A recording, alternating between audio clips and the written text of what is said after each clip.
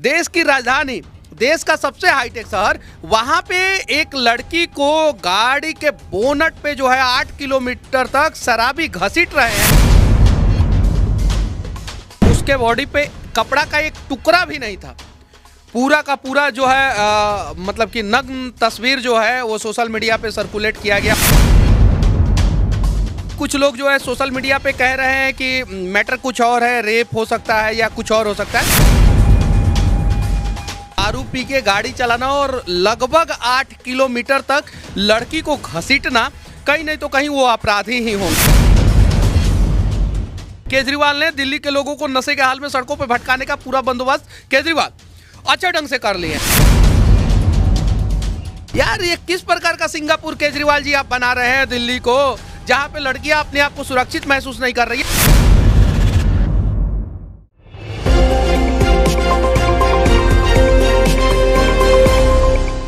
अंजलि याद है आपको, जो Kanjhawala hit and run case का शिकार हुई थी?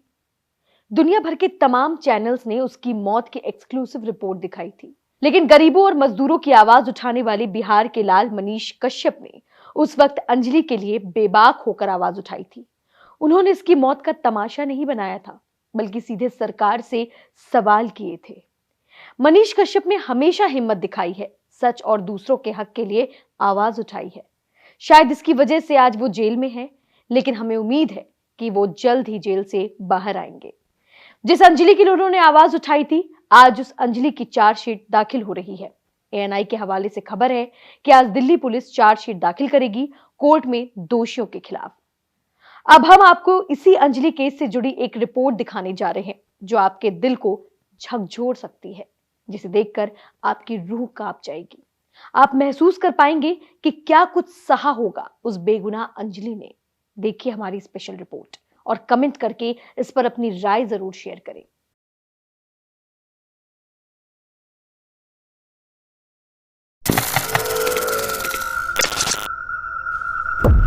दिसंबर शाम के करीब 6:30 बजे थे। मैं अपने घर से अपनी स्कूटी लेकर निकली, जो मैंने किश्त पे खरीदी थी।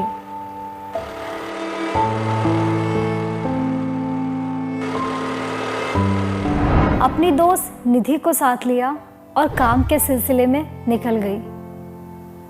मेरे काम का ना कोई टाइम फिक्स नहीं था, क्योंकि मैं इवेंट्स में काम करती थी ना। पापा के जाने के बाद हमारे घर के हालात बहुत अच्छे नहीं थे,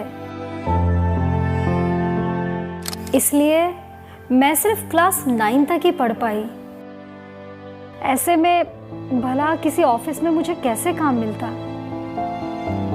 परिवार की कई जिम्मेदारियां थी मुझ पर, और इन्हीं जिम्मेदारियों को लेकर मैं घर से निकली थी। निधि मेरी दोस्त थी शायद, लेकिन उस रात तो उसने भी मेरा साथ छोड़ दिया था। एक होटल में हमने कमरा लिया था। अगले दिन नया साल था, चारों तरफ जश्न का माहौल।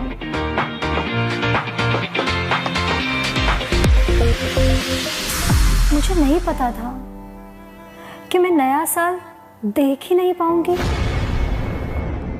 होटल में कुछ दोस्तों से मुलाकात भी हुई और रात को माँ से एक बार फोन पर बात भी हुई।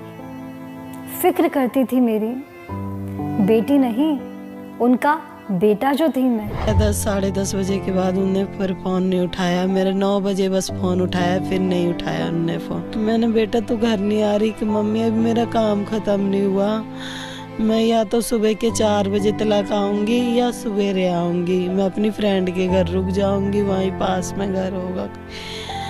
तो मैंने ठीक है, मैंने आज ही टाइम से मैंने सब्जी भी लानी है बेटा, हमारे घर का वही बेटा था वही बेटी थी। मैंने कि तुझे सब्जी भी लानी? कि हाँ मम्मी मैं ले आऊँगी, मैं सवेरे आऊँगी। बस इतनी बात हुई थी और मेरी उससे कोई बात नहीं हुई।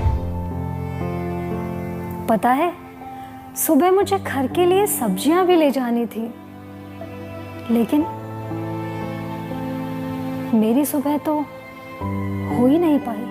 मैं निधि के साथ स्कूटी पर थी और वो पीछे बैठी थी, तभी एक कार आई और मेरी स्कूटी को जोर से टक्कर मार दी। हम दोनों नीचे गिरे, लेकिन मैं उस कार के नीचे आ गई। कई लोग थे उस कार में, चाहते तो कार से उतरकर मुझे बचा लेते, पर वो तो नशे में थे, और फिर मैं उनकी थी ही कौन।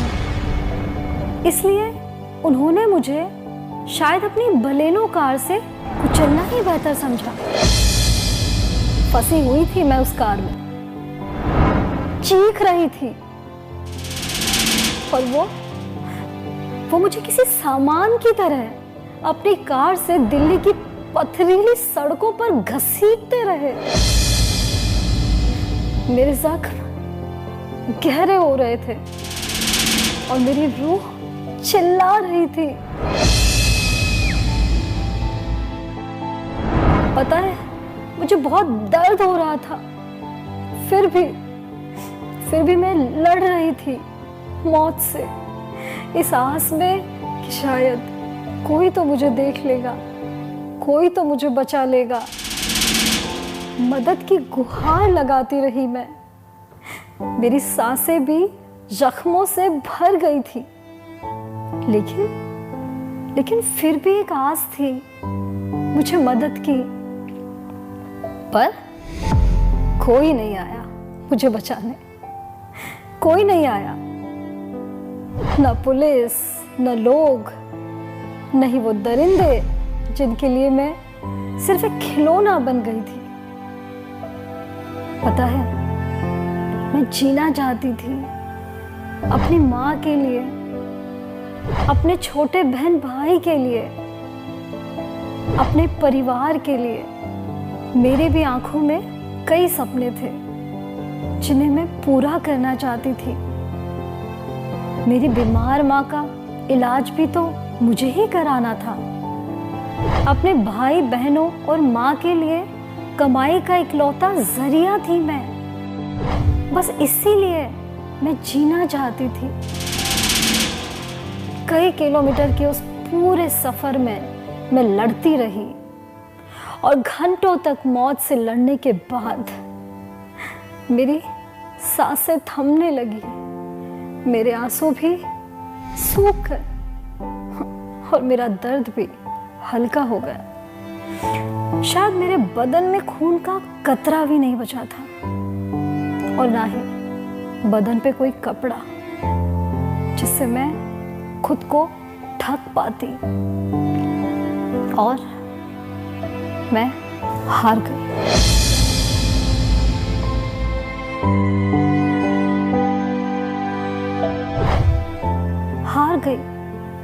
हार गई एक बार फिर भारत की वो बेटी जो उड़ना चाहती थी।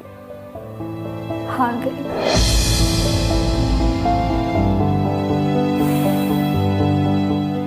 आज मैं तो नहीं हूं, लेकिन मेरे जाने के बाद कुछ लोग समाज और प्रशासन की गलतियों को छुपाने के लिए मेरा कैरेक्टर असैसिनेशन करने में लग गए हैं। मेरे भी कुछ सवाल हैं उन लोगों से। मैं कहाँ थी, क्या करने गई थी, ये तो मेरा पर्सनल मैटर था। मेरे दोस्त लड़के थे या लड़की, ये तो मेरा पर्सनल मैटर था। इससे लोगों को, लॉ एंड ऑर्डर को, पुलिस को क्या लेना देना। मुझे बस ये जवाब चाहिए कि मुझे इंसाफ कब मिलेगा। सरकार, पुलिस, वो दरिंदे या कोई और, मेरे दर्द का हिसाब कौन देगा। मेरे अपनों के दिल पर लगे जख्म, उनकी तकलीफों का हिसाब कौन देगा। मेरी माँ की मंगाई सब्जियां अब कौन लाएगा। मेरे भाइयों को अब कौन पढ़ाएगा। मेरी माँ का इलाज अब कौन कराएगा। मेरे जैसी लाखों करोड़ों लड़कियों की सुरक्षा का हिसाब कौन देगा? मेरा सवाल है उस दिल्ली पुलिस से जो हम जैसी लड़कियों की सुरक्षा का वादा करती है। दिल्ली पुलिस को ये जवाब देना होगा कि जब मैं चीख रही थी, जब मैं चिल्ला रही थी, मदद की गुहार कर रही थी, तब वो कहाँ थी? पुलिस का वो दावा कहाँ था जब उन्होंने कहा था कि 31 दिसंबर को दिल्ली में सबसे ज्यादा सख्ती होगी?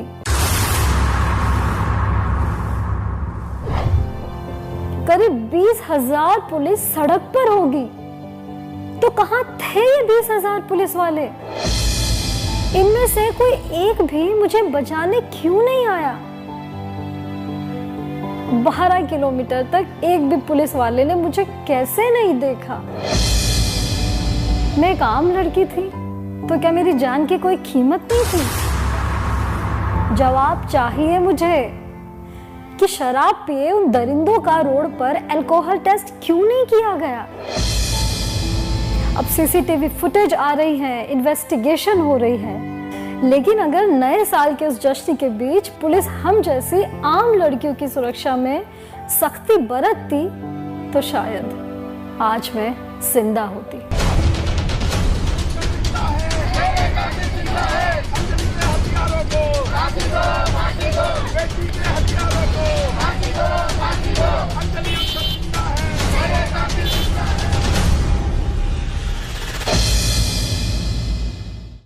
उम्मीद है ये आवाज प्रशासन के कानों तक जाएगी और अंजलि के दोषियों को अब जरूर सजा मिलेगी। अंजलि और उसके परिवार को इंसाफ मिलेगा, इसी बात की उम्मीद हम भी जता रहे हैं। दोबारा ऐसा दर्दनाक हादसा पुलिस की लापरवाही के कारण तो नहीं होगा। कैसी लगी हमारी खास रिपोर्ट कमेंट करके हमें जरूर बताएं। देखते रहें इंडी टाइम्स।